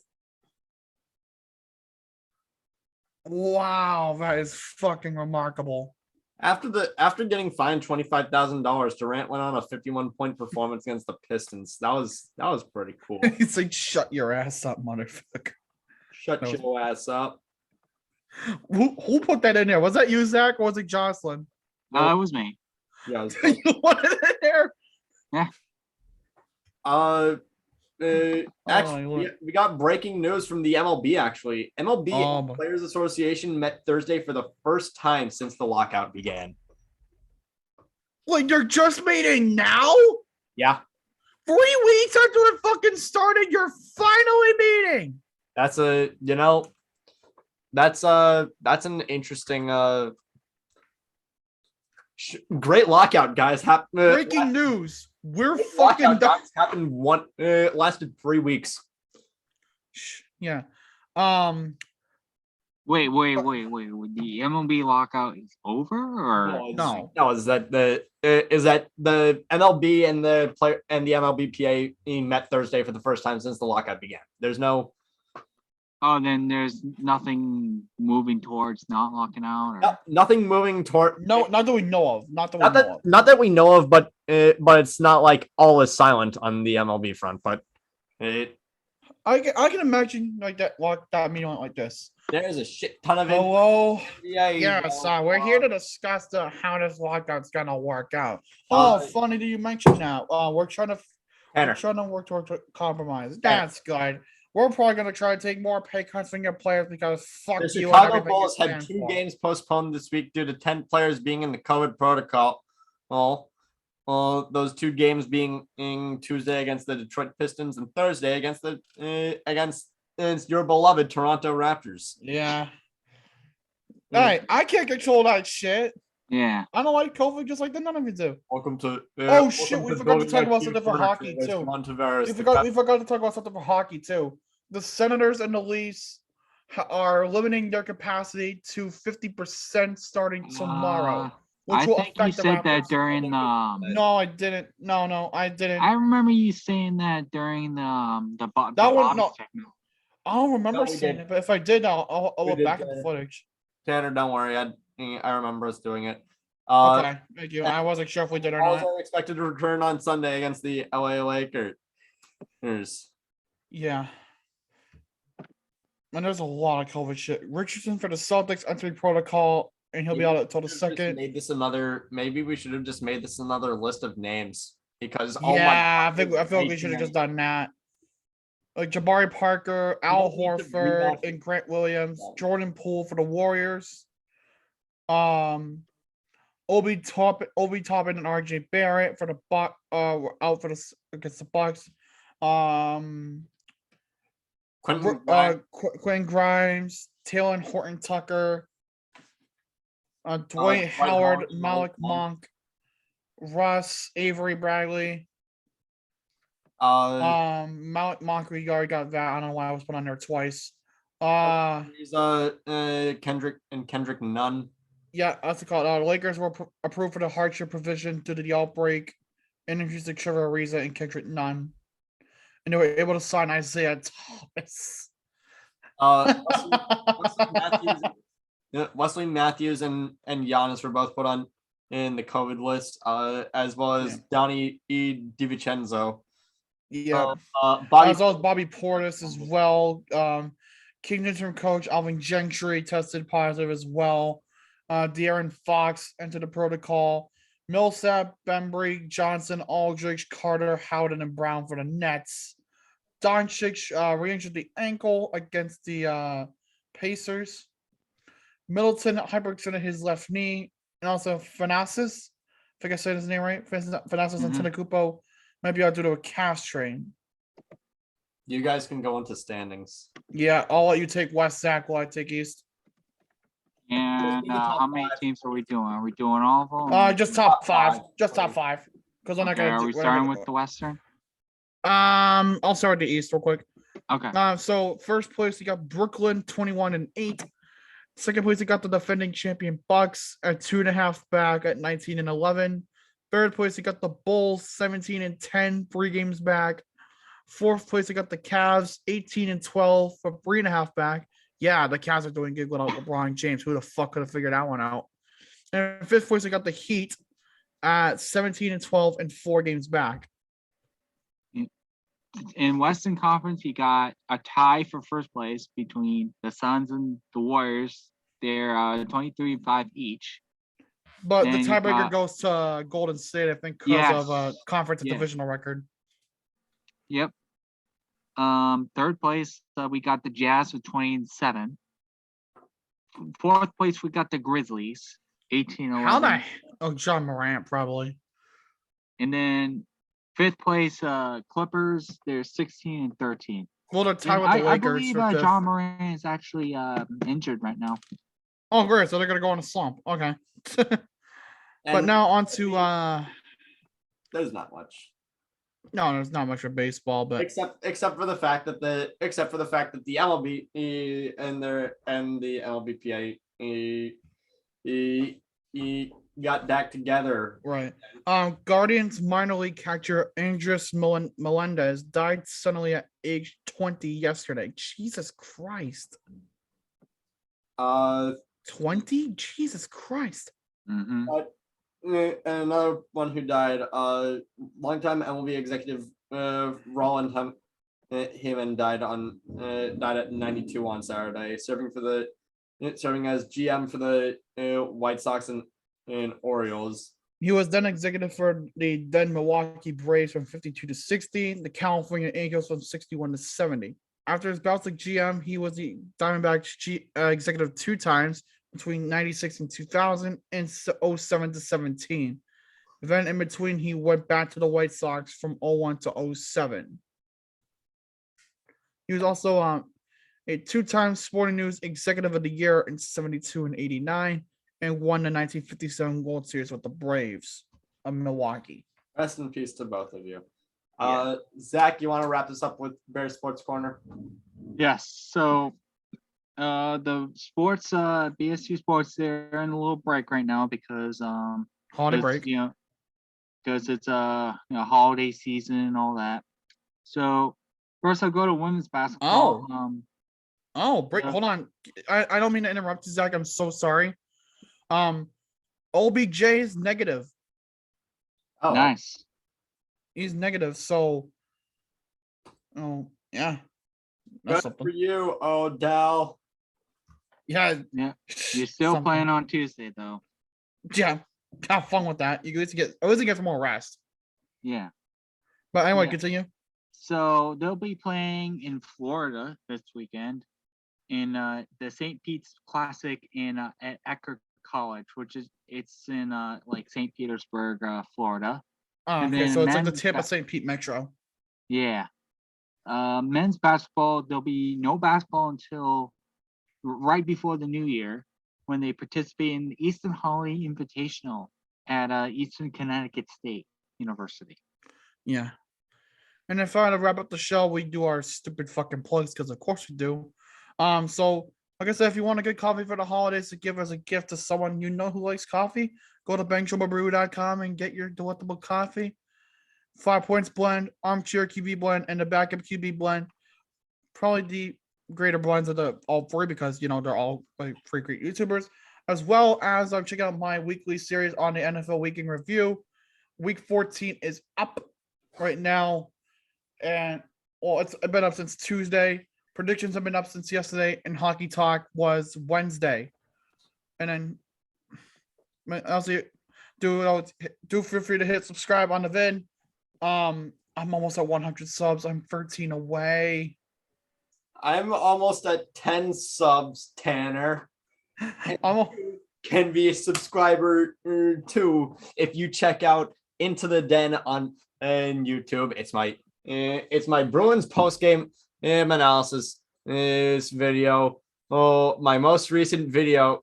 I just uploaded a video last night about the Bruins with game against the Islanders. And gave the video the nickname of Semyon Varlamov has a 900 save percentage now actually. Yeah. That game was a bleep hole. Right? Yeah, it was bad. It was bad. Yeah. But bad, very not good. Yeah. I don't think you have anything, right, Zach? No, I don't have anything. All right, so that'll wrap up this week's. You can check out my channel at Miss Ravenskill, ms.space RAVENSKILL. Yep. I'll be sure to put that in the description. But yeah. And I'll do the outro here. I'll be uploading this to my channel too, Tanner. Don't you fucking okay. But yeah, thank you guys for tuning in to this week. We'll be taking a holiday break next week because Christmas is here. So on behalf of all of us, we do wish you a very, very, very Merry Christmas and a Happy New Year. Bon Noel and Bon Année. And we'll see you guys really next year at this point. So thank you. Last episode. Love you. And we'll see you guys soon. Take care. Have a good one.